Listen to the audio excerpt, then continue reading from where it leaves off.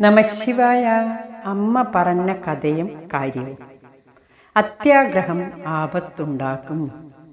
ഒരു രാജ്യത്ത് വാനപ്രസ്ഥത്തിനു പോകുവാൻ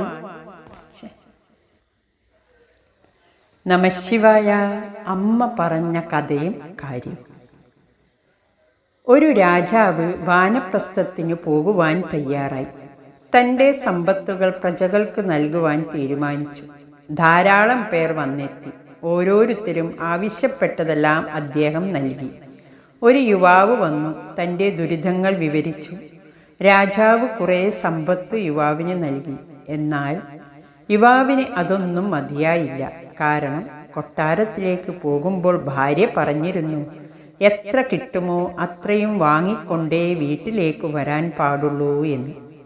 യുവാവിൻ്റെ അത്യാഗ്രഹം കണ്ടിട്ട് അയാളെ തൃപ്തിപ്പെടുത്താനായി രാജാവ് പറഞ്ഞു, ഇവിടെ പവിഴം വിളയുന്ന ഒരു നദിയുണ്ട്, അത് നിനക്ക് സ്വന്തമാക്കാം. യുവാവിന് സന്തോഷമായി. രാജാവ് തുടർന്നു, പക്ഷേ ഒരു കരാറുണ്ട്. നിനക്ക് കൃത്യം 12 മണിക്കൂർ സമയം തരും. അതിനുള്ളിൽ എത്ര ദൂരം വള്ളത്തിൽ തുഴഞ്ഞു പോയിട്ട് തിരിച്ചെത്താമോ അത്രയും സ്ഥലം നിനക്ക് സ്വന്തമാക്കാം. അതിലെ പവിഴവും. പക്ഷേ ഒരു സെക്കൻഡ് താമസിച്ചാൽ ഒന്നും കിട്ടില്ല.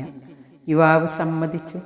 തുഴച്ചിൽ കാണുവാൻ ഇരു കരകളിലും ജനങ്ങൾ തിങ്ങിക്കൂടി. എത്ര കഷ്ടപ്പെട്ടാലും വേണ്ടില്ല, പവിഴം വിളയുന്ന നദി മുഴുവൻ സ്വന്തമാക്കണമെന്ന് ഭാര്യയും സുഹൃത്തുക്കളും അയാളെ ഉപദേശിച്ചു. അത്രയും സമ്പത്തിനുടമയായാലുള്ള നേട്ടങ്ങളെക്കുറിച്ചും അവർ വിവരിച്ചു. യുവാവിനു ആവേശമായി. അയാൾ തുഴയാൻ തുടങ്ങി. 6 മണിക്കൂർ തുഴഞ്ഞു. അത്യാഗ്രഹം മൂലം കുറേ കൂടി മുന്നോട്ട് പോകുവാൻ തീരുമാനിച്ചു. 2 മണിക്കൂർ കൂടി മുന്നോട്ട് പോയി. പുറപ്പെട്ട സ്ഥലത്തെത്തുവാൻ ഇനി 4 മണിക്കൂർ മാത്രമാണുള്ളത്. 8 മണിക്കൂർ തുഴഞ്ഞ ദൂരമാണ് അത്രയും സമയം കൊണ്ട് തീർക്കേണ്ടത്. തിരികെയുള്ള തുഴച്ചിൽ വളരെ വേഗത്തിലായി. ഭാര്യയും സുഹൃത്തുക്കളും ആവേശം പകർന്നു. ഒരു സെക്കൻഡ് താമസിച്ചാൽ ചെയ്ത പ്രയത്നം മുഴുവൻ വെറുതെയാകും. തുഴയൂ, വേഗം തുഴയൂ, അവർ ഉറക്കെ വിളിച്ചു പറഞ്ഞു. തിരിച്ചെത്തേണ്ട സമയം അടുത്തു തുടങ്ങി. പിന്നിടേണ്ട ദൂരമോ വളരെയധികം. യുവാവ് സർവശക്തിയും സംഭരിച്ചു തുഴഞ്ഞു. തുഴഞ്ഞു നെഞ്ചിനു വേദനയായി. എന്നിട്ടും തുഴച്ചിൽ നിർത്തിയില്ല. ഒരു കൈ നെഞ്ചിൽ അമർത്തിപ്പിടിച്ചു, മറുകൈ കൊണ്ട് തുഴച്ചിൽ തുടർന്നു. ക്ഷീണം വർദ്ധിച്ചു, രക്തം ഛർദിച്ചു. എന്നിട്ടും സമ്പത്തിനോടുള്ള ആസക്തി മൂലം തുഴച്ചിൽ നിർത്തിയില്ല. അവസാനം നിശ്ചിത സമയത്തിന് 1 സെക്കൻഡ് മുമ്പേ അയാൾ തിരിച്ചെത്തി. ഭാര്യയും സുഹൃത്തുക്കളും ആഹ്ലാദത്താൽ മതിമറന്നു നൃത്തം ചവിട്ടി. എന്നാൽ യുവാവാകട്ടെ അവിടെ തന്നെ തളർന്നു വീണ് അന്ത്യശ്വാസം വലിച്ചു. ഭർത്താവ് മരിച്ചു കഴിഞ്ഞപ്പോൾ ശവം വീട്ടിലേക്ക് കൊണ്ടുപോകുന്നതായി പ്രശ്നം. ദൂരം വളരെ കൂടുതലുണ്ട്.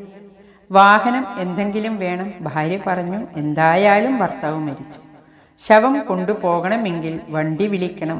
എനിക്ക് ഈ കുട്ടികളെ വളർത്തേണ്ടതായിട്ടുണ്ട്. വണ്ടി വിളിക്കാനുള്ള പണം എൻ്റെ കയ്യിലില്ല. ഇവിടെ എവിടെയെങ്കിലും അടക്കിയാൽ മതി. അവിടെ 6 അടി മണ്ണിൽ എല്ലാം തീർന്നു. അമിത സമ്പത്തു നേടാൻ പ്രേരിപ്പിച്ച സുഹൃത്തുക്കളോ ഭാര്യയോ കുട്ടികളോ സമ്പത്തോ ഒന്നും കൂടെ ചെന്നില്ല. ഇതാണ് ജീവിതം മക്കളെ എന്ന് അമ്മ നമ്മെ ഓർമ്മപ്പെടുത്തി. അത്യാഗ്രഹം എപ്പോഴും ആപത്ത് വരുത്തും എന്നുള്ളത്. ഹരി ഓം നമഃശിവായ.